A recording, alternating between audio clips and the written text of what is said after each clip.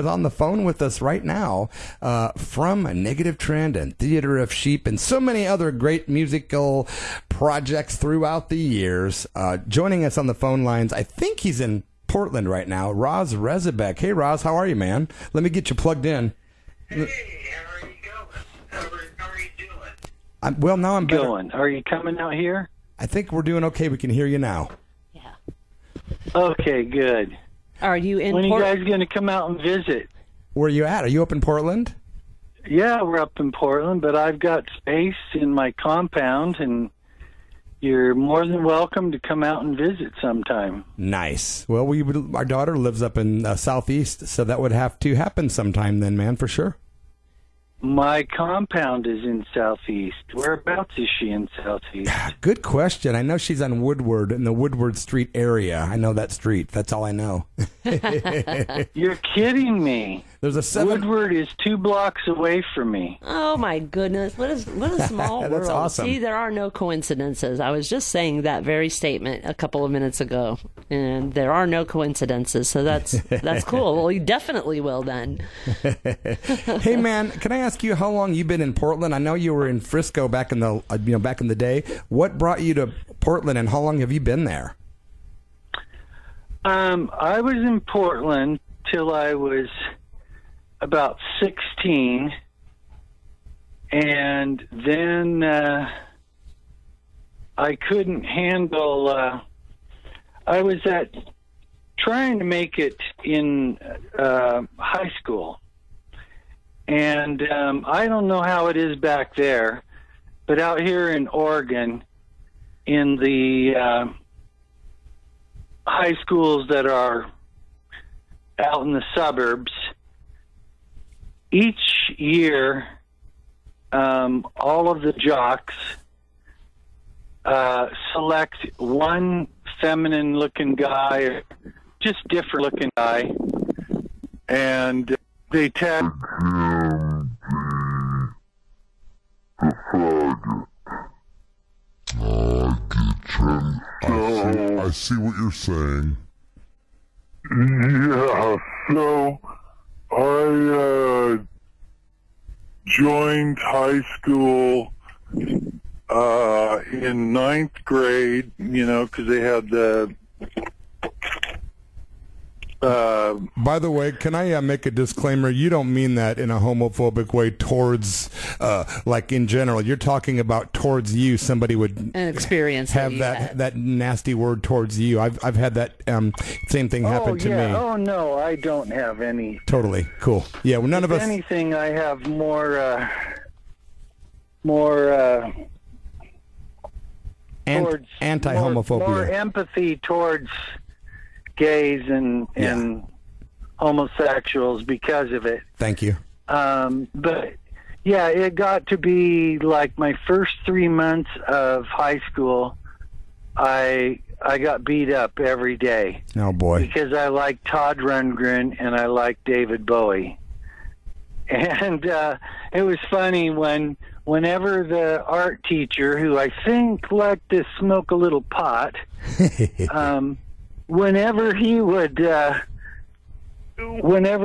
go out and take a break and say, "Oh, I'll be back in such and such amount of time," then when he would do that and leave the room, my David Bowie records and my Todd Rundgren records got broken. What a bummer. It's just what a bummer. The way it is. And one of the jocks, his brother was Phil Francis, who was a professional football player for the San Francisco 49ers, and his little brother, Phil Kelly, who couldn't make it as a pro football player, decided to make it as a ROZZ REZABEK, hounder. So it was just like every day I just, I got thrown down the stairs or slammed up against my locker and everything. And And I got, in 9th grade, I got a serious alcohol habit, and I wrote the most hateful punk rock songs in the world. There was quite a bit of anger there. And it really helped me because I wrote, that was like, I don't know if you've heard ROZZ and Negative Trend, but that was my masterpiece, and that was about high school. Yeah. That was probably my best. What year did you end up meeting Courtney Love? Can I ask? Was it after that year, those years, or during those years?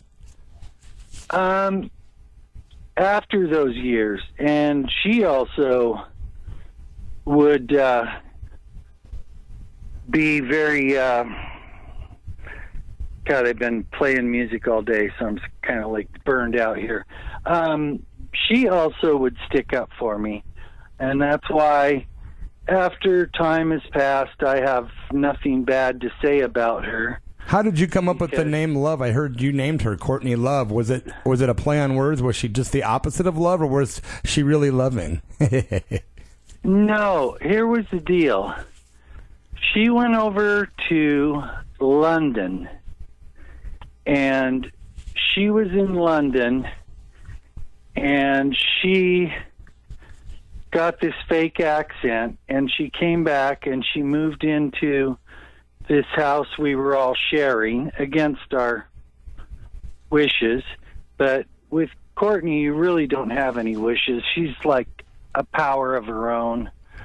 You know, she's just a whirlwind of power. I mean, she just does what she wants, and she is a survivor and a force of nature. Yes, that's so I hear. And so you know, she kind of latched on to me, and had her eyes on making me the next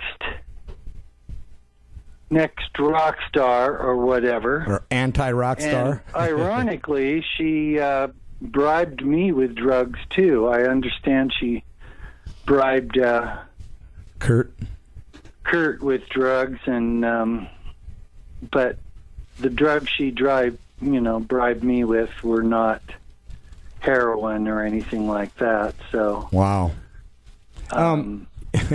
You know, I have a question that one of your big fans sent me today, and I don't know the answer, so I thought, I wonder if I should just ask Roz himself. And it's about your music, so it's kind of cool. This is somebody that really knows your stuff. This guy, Bill Meisner in Los Angeles, says he's got the pop sessions, some of the nine songs of the most snotty street punk ever recorded. He says he sees it listed as Belfast and the Cowboys. Sometimes it's ROZZ with Negative Trend. What is the real correct listing, and who played on those recordings? I got everybody. All of a sudden,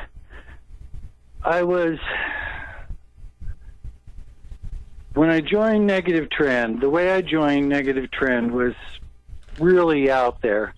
They were Grand Mall, and they had a singer, Don Vinyl. I don't know if he's just a footnote in history now or not.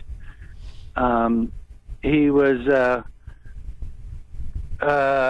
gay fella that wore like black eyeshadow. You look like a raccoon.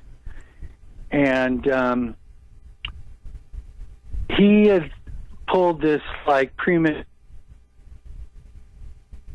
well, I don't want to waste all my voice, because we may be opening up for Iggy Pop next week, and I don't want to waste my vocal cords. and the three other of us in the group, well, four other at that time, because he hadn't been kicked out yet, we decided that was wimp. That was not punk rock. That was just lame. Yeah. So I get it. at the Mabuhay Gardens, the most famous punk rock club in San Francisco, after 5 or 6 songs by Grand Mal with Don Vinyl singing, I just came running out of the backstage room and grabbed the microphone out of his hand, and I just shit-kicked him off the stage and grabbed the microphone and said, Grand Mal, ceases to exist anymore. We're now negative trend, and if you don't like it, get the fuck. And that changed What's that? I said we can't have any cuss words, so I had to censor you. Sorry, man. Oh. So it really changed the trajectory of the band. We became more anarchistic and violent, and a lot of people compared us to Sham 69. And we did kind of start over on the West Coast. It was just, I didn't quite like it because it was just, I had to fear the audience. Oh. I had to fear the audience. Wow. And it got really out of control. I mean, I'd come out, and before was halfway through the first song, there would be all the tables smashed, all the chairs smashed, American flag piled over that, lighter fluid on that, and it lit on fire, the American flag. And it was just like crazy. It seems like we seem to attract the troubled loners and the the misfits. People that, we're just, I don't know what to call them, but troubled loners or just people looking to go and start some fights and start some fires. One night, as a matter of fact, I was up on stage singing, and all of a sudden my eyes started burning and my clothes started burning. I started stinging all over, and I didn't know what was going on. All of a sudden I seen the club owner, Dirk Dirksen, and the doorman, Rabbit, and they were grabbing this guy just before he flicked his bick, and he was trying to light me on fire. Wow. With a squirt gun full of gasoline. What a psycho. And, well, you know what?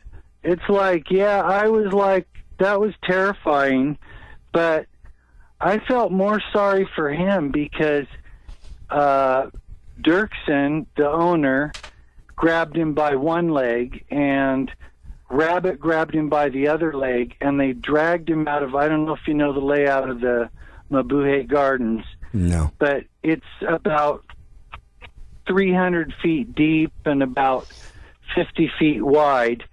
And as they were dragging him out, he got shit stomped by kick stomped.